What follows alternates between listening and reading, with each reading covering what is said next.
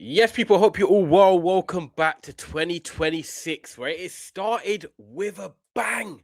If you're a Manchester United fan like me and like you watching, Ruben Amorim has gone. And look, I'm not going to come on here and do the screaming and shouting thing like, oh, yeah, I'm overly ecstatic or whatever it was, because I gave this manager more time than a lot of you lot did. Yeah, you lot have been on Saeed TV watching me rant, never a foul, chatting with Cass, wherever it is you see me. And I've always given Ruben Amorim the benefit of the doubt. I've always said, look, I'm willing to give him a chance. I think he needs his midfielder. I think we need more better wing backs. But sometimes as a manager, you can't get everything that you want. And with the squad you've got to show improvements with the players that you've got. And did we see improvements over the 14 months, 15 months he was here? No, we really didn't. We got a few wins that we loved, that we were buzzing about. Of course, that's football. The win away at the Etihad, the win at Anfield. You're gonna we love that. We don't always go to them places and win. And as a football fan, as the emotion and what comes through me, of course I love that. And in that moment, I'm thinking you're the greatest thing on planet Earth. But really, you wasn't, Ruben Amorim.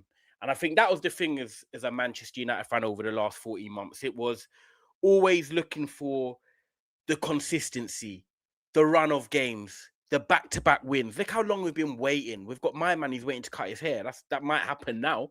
But we never could put that consistent run together. We could never get the whole fans believing together this was the manager that was going to turn things around.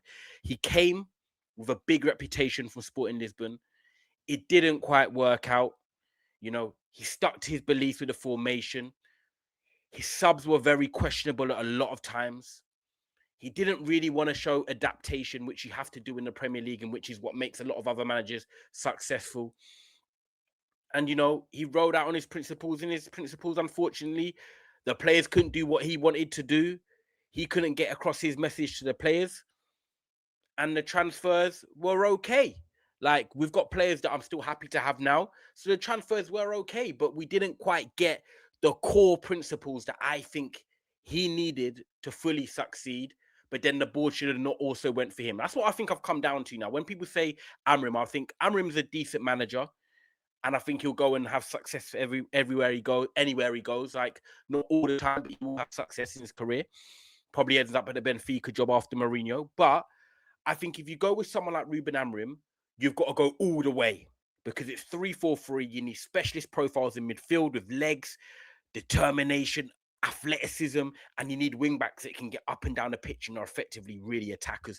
And we didn't quite have the wing backs, and we didn't quite have the midfield. And I feel like if you don't have them components in a Ruben Amorim team, it's never going to show that consistency at the highest level. I'm sorry. It isn't. Not against a team that plays a 4-2-3-1, a 4-3-3, has a technical midfielder, someone that can pass between the lines. You just easily got at. And that happened with Manchester United time and time again. And I think it came to a boil where on the weekend we drew against Leeds United. But you can see with his comments, he wasn't there for the long run. He said, my time is going to be up in 18 months and they will change the manager or replace me. Basically, I'm here to do my job and then I'm fucking off. Excuse my French, but I'm done. I'm going.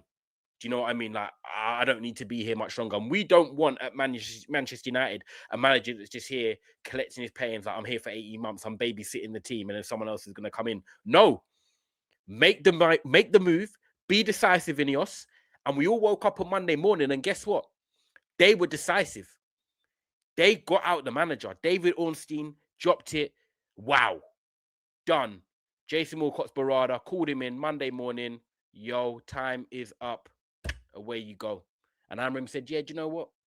I'm happy with that. I want to go anyway. So sometimes, things don't work out.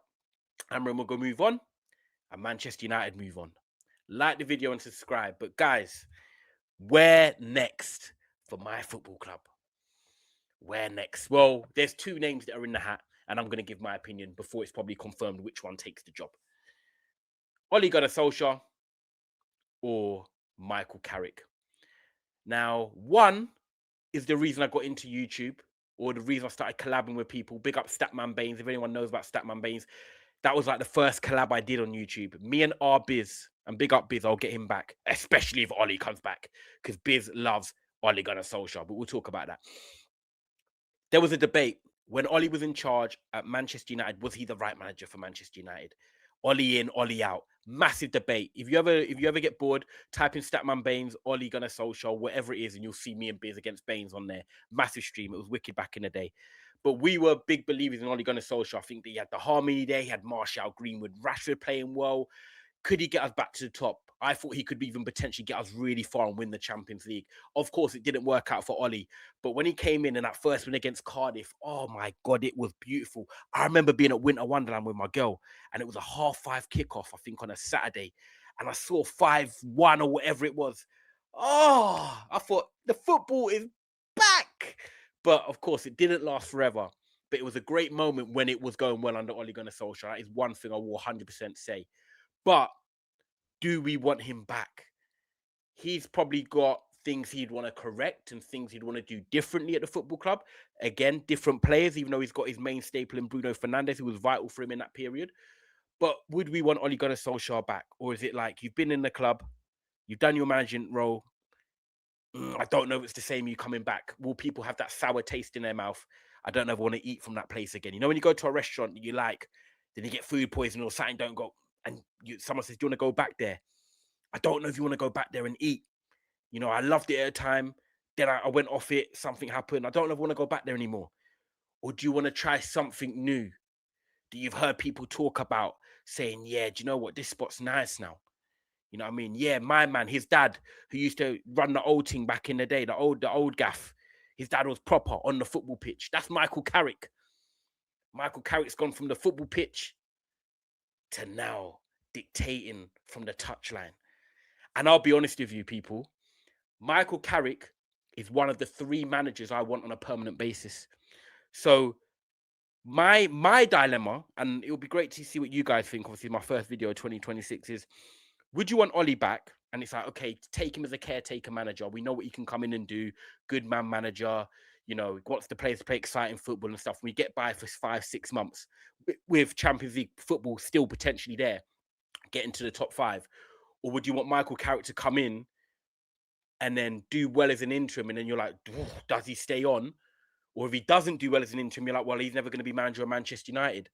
This is my dilemma because me personally, I really want, you know, Michael Carrick to eventually manage Manchester United because I loved him as a football player and I think his brain would be brilliant as a Manchester United manager. He understands the club as well.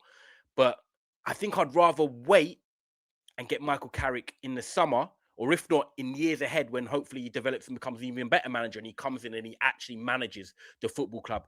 I don't think I want him on his caretaker thing because if he does well, it puts Manchester United in the same position that they were in with Ole, where he was meant to come in as a caretaker. He exceeded expectations all of a sudden. Do you know what? Here's the full-time job. Whereas Ole would come in now and he'll be given the keys for 5 months, get the harmony going, get some people in like Johnny Evans, whoever he knows or thinks it can work well, get a coach in that can help coach these players. Even a Relly Millerstein, if he pulls him back in, who used to help Alex Ferguson. And you say, right, let's get top 5 with these players. Let's get attacking football. Let's go out there and excite fans. And at least if we lose games, lose respectfully. But if we win games, we win with people having a smile on their face. Ole could do that for 5 months. And then you go out and you get your either Xavi, your Maresca, your Michael Carrick, your Glasner. There's a couple of them I don't want. I'm happy with Carrick. I'll be happy with Xavi. I don't want Glasner. I don't want Pochettino. You know, Iriola, 50-50. So Manchester United have to get the appointment right. And I think making that decision of getting a caretaker in to give them 5 months of planning and thinking about it, or at least 3 months, because the manager will surely know by April so he can start watching the team and planning ahead what you want to do.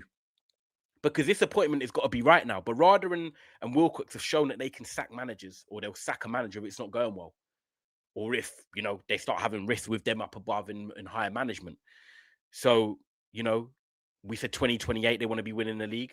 You've bought players like Sesko and Mbumo, Cunha, players that can play under any different manager, different formations. So them players are fine. That's the good thing. We didn't buy players that are just wing backs or whatever it is. We bought players that can play in a back four in Dorgu or whatever. You can go and get, you know, Sesko, Cunha and Mbumo who can play in a 4-3-3 or 4-2-3-1. So that's a positive. We've got players that can stay in this football club and play under any manager. So that's a good thing. But it's about getting the right manager in now, because this league, in the way I'm looking at it, I think we should be at least 10 points better off. I think the draw at home to Everton was poor. Draw at home to West Ham, poor. Draw at home to Bournemouth, poor. Should have or could have beaten Leeds. Wolves, poor. That's already 10 points there. Like, and there's probably other games earlier in the season where you look at it and you think, come on, under a new, different manager or just someone with a bit more belief or attacking impetus, we could have won them games. I'm not saying Man United are amazing, but the league's been poor. And for me, it's a missed opportunity if we don't try and get into that top 5. And I think that's also why they probably pulled the trigger, because the league is still there to achieve our targets, our aims, our goals, the FA Cup, still in that because we haven't played yet. Of course, the league, top 5, Chelsea and Liverpool not showing consistency. There's opportunity. We have to grab that now. We have to grasp that. But I think if I had it my way, I would rather Ole so it doesn't kill the Carrick dream of having him in the future. You guys might disagree, but if Ole comes in and does his thing, great, he'll move on because he'll know his role, that he's not coming back as a full-time manager. If Carrick does, then amazing. Yeah, he could get the job in the summer. I'm not going to complain.